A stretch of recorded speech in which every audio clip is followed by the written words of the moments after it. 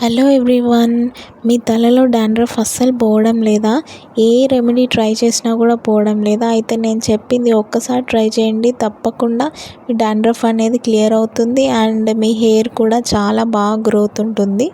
First night అంతా నానబెట్టుకున్న మెంతులు తీసుకోవాలి. ఒక 2 to 3 స్పూన్స్ నేను ఆల్రెడీ నానబెట్టుకున్నాను.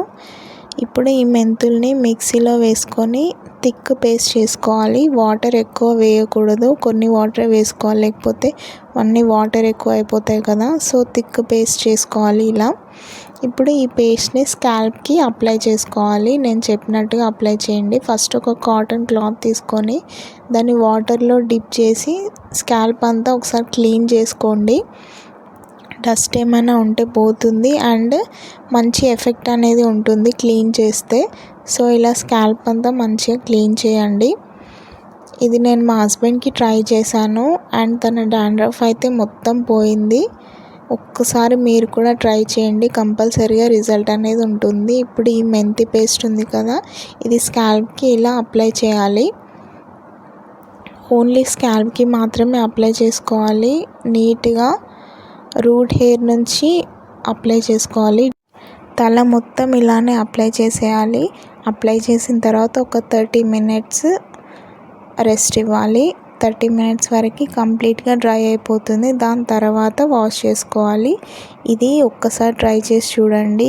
డాండ్రఫ్ ఒక్కటే కాదు, హెయిర్ కూడా మంచి గ్రోత్ ఉంటుంది, హెయిర్ ఫాల్ అస్సలే ఉండదు అండ్ హెయిర్ అనేది బాగా థిక్గా పెరుగుతుంది, లాంగ్గా పెరుగుతుంది. ఇది ఎవరైనా ట్రై చేయొచ్చు, ఒక్కసారి ట్రై చేయండి మీరు కూడా.